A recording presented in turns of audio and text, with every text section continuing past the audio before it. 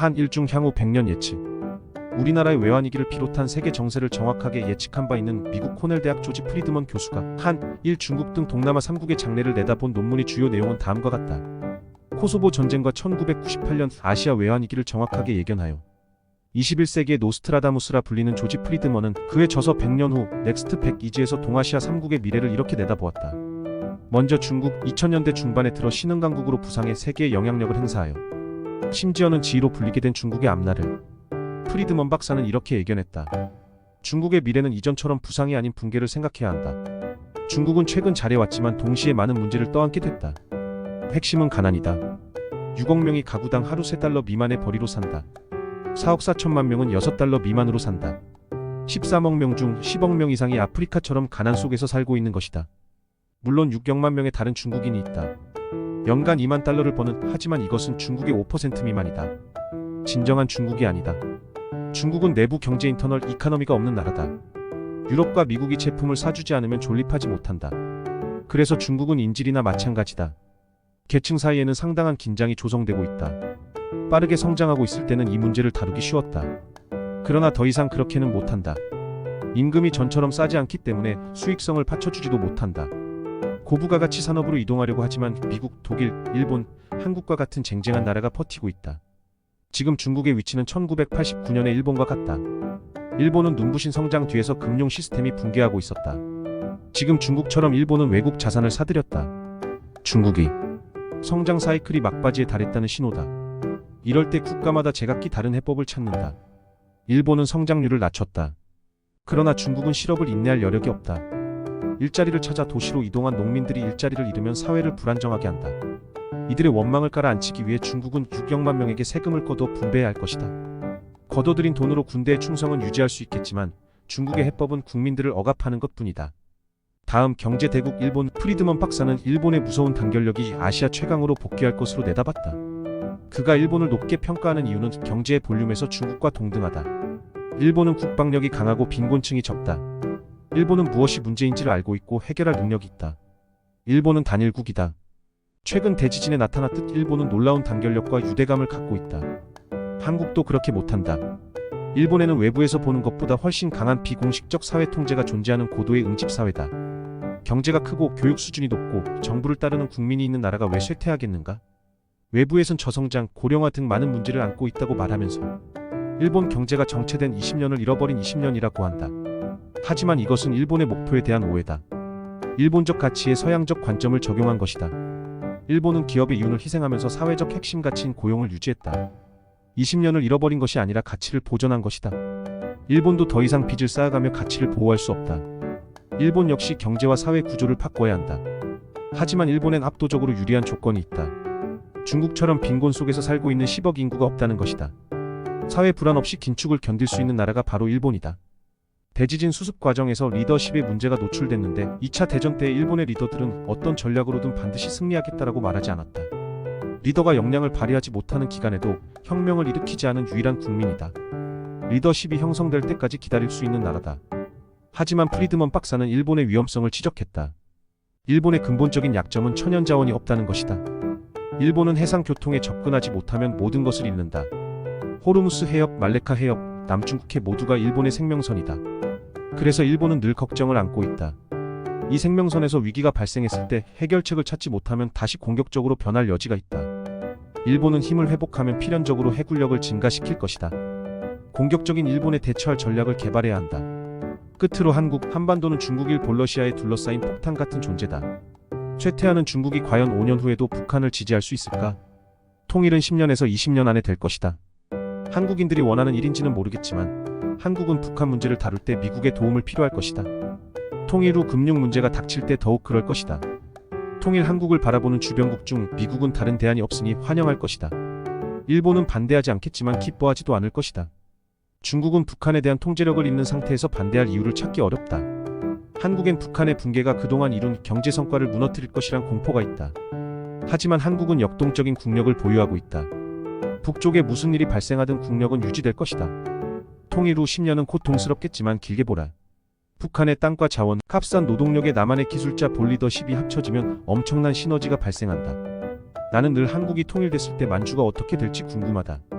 중국은 내부를 통제하기에 급급할 것이다. 러시아도 극동아시아에서 영향력이 약화되고 있다. 일본은 거리가 너무 멀다. 한국이 통일되면 만주 지역에서 큰 기회가 열릴 것이다. 통일이 되면 한국은 강대국이 될 것이고 일본의 가시 같은 존재가 될 것이다. 죽일 정도는 아니지만 충분한 위협이 된다는 뜻이다. 향후 10년간 서태평양 지역에서 한국은 미국의 가장 강력한 협력국이 될 것이다. 역사적 배경 때문에 한국은 일본을 경시하며 중국을 불신한다. 그렇다고 미국과 편안한 관계에 있는 것도 아니다. 하지만 일본이 강해지고 중국이 약해질 때 한국은 미국을 필요로 할 것이다. 미국도 일본과 중국의 균형을 맞추기 위해 한국에 의존할 것이다. 한국은 상당한 규모의 기술 중심지가 됐다. 중국은 위기를 극복하기 위해 한국의 기술을 갈망할 것이다. 미국은 기술 이전에 대한 부분적 통제권을 확보함으로써 중국에 대한 영향력을 증가시키려 할 것이다. 조지 프리드먼 박사는 미국 코넬대 정치학 박사 출신으로 그가 1996년 설립한 싱크탱크 스트래포는 미 국방부를 포함해 각국 정부와 포천 500대 기업이 주 고객이다. 그가 온라인으로 제공하는 정보는 220만여 명의 유료 회원이 접속해보고 있다. 20세기 말에 일어난 코소보 전쟁을 정확하게 예측했다. 이후 미국 방부는 얼리버드라 불리는 조간 브리핑에 그가 제공하는 정보를 매일 포함시키고 있다. 그는 또 아시아 외환위기를 정확하게 예측했고 세계경제포럼은 연례 행사에서 스트래포의 보고서를 공식 배포하기도 했다. 100년 후 넥스트 100 출간되자마자 미국과 일본 그리고 한국에서 동시에 선풍적 인기를 몰고 단숨에 베스트셀러가 되었다. 한국인 그들은 누구인가? 얼마 전 한국인의 양심과 정직성을 테스트한 재미있는 기획물이 TV에서 방영된 적이 있었다. 해외 언론에서 한국인의 양심을 실험해본 기획 프로그램이었다. 100개의 종이 가방에 아름다운 꽃과 함께 선물을 포장한 후 선물 꾸러미를 팩대의 지하철 각 노선에 골고루 분산 배치하여 좌석 한쪽에 놓아두었다. 물론 각 100개의 선물 꾸러미에 GPS를 장착해서 어디로 사라지고 또 몇 개나 돌아오는지 알아보기 위한 흥미로운 실험이었다. 이윽고 실험은 시작되었고 시간이 지나면서 실망스러운 상황들이 벌어지고 있었다. 종이 가방의 GPS가 다른 곳으로 향하고 있는 모습들이 관찰되었다. 열차 안에 그대로 남아있는 선물 꾸러미는 100개 중 고작 6개뿐이었다. 실험을 시도한 외국 언론은 나머지 94개를 GPS로 찾아가 보았다. 최종 결과 유실물 센터에는 81개의 선물 꾸러미가 보관되어 있었다. 놀라운 반전이 아닐 수 없었다. 남의 물건을 탐내지 않고 주인을 찾아달라고 유실물 센터에 맡겼던 것이다. 이 시대 해외에서는 상상도 할 수 없는 일들이 한국에서는 아무렇지 않게 일상적으로 일어나고 있다. 세계를 좌지우지하는 미국인의 국민성은 어떨까? 어떠한 문제나 사회적인 이슈가 발생하면 폭동이 일어나고 대형마트를 습격하여 그곳에 진열되어 있는 물건들을 탈탈 털어가는 일들이 TV와 뉴스를 통하여 심심치 않게 보도되었다. 그러나 그곳에도 놀라운 반전이 있었다. 대형마트가 폭도들에 의해 털리고 어떤 직원이나 경비도 없는 상황이었다. 그런데 어느 한 사람이 필요한 물건을 들고 나오면서 카운터에 그 값에 합당하는 지폐를 놓고 나가는 이상한 행동이 목격되었다. 그 모습은 고스란히 CCTV로 녹화되었고 그 양심적인 사람이 누구인지 추적 조사한 결과 그 사람은 놀랍게도 한국인이었다. 그 사실은 곧 모든 방송에서 보도되었고 양심 있는 미국인들은 반성하고 부끄러워하며 한국인들을 다시 평가하게 되었다. 현재 대한민국 국민의 이러한 양심과 정직성이 대한민국을 세계 우등국가로 발돋움하는 초석으로 평가되고 있다.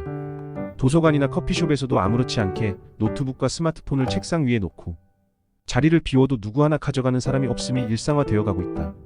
해외에서는 걸어가고 있는 행인의 가방을 낚아채어 빼앗아 달아나는 일들이 비일비재하다. 이렇게 양심 바른 한국인들의 국민성과 의식 수준이 많은 외국인들을 감동시키고 있다. 경남 밀양의 어느 사거리에서 발생한 일이다. 트럭에 싣고 가던 소주병이 도로에 쏟아져 순식간에 아수라장이 되어 일대가 마비되었다. 그런데 그 순간 누구랄 것도 없이 지나가던 학생들과 행인 그리고 인근의 상인들이 쏟아져 나와 그 많은 깨진 소주병 조각들을 단 5분 만에 깨끗이 치워서 도로를 정상화했다. 이 놀라운 뉴스가 해외 언론에 소개되어 화제가 되기도 했다. 택배기사가 아파트 문 앞에 물건을 그냥 놓고 가도 누구 하나 가져가는 사람이 없는 대한민국이다.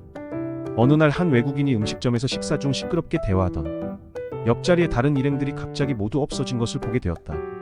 그는 그 일행이 계산도 하지 않고 모두 도망갔나 하고 혼자 생각했다고 한다. 그런데 웬걸 갑자기 그 일행들이 아무렇지 않게 들어와 다시 음식을 먹으며 소주잔을 기울이고 있는 모습이 놀라웠다고 한다. 식사 중간에 잠시 흡연하고 돌아왔던 것이다. 음식점 주인은 신경도 쓰지 않는 눈치였다고 말하며 한국의 문화를 부러워했다. 해외에서는 이런 일들을 상상할 수도 없는 것이 현실이다. 양심 가게 및 무인 점포 등 한국인들의 양심을 믿고 생겨나는 새로운 아이디어 사업들이 속속 개발되는 이유이다. 해외에서는 상상할 수도 생각할 수도 없는 일들이 요즘 우리 대한민국에서는 자연스러운 현상으로 인식되는 것은 우연이 아닐 것이다. 그런데 참으로 이상한 것이 있다.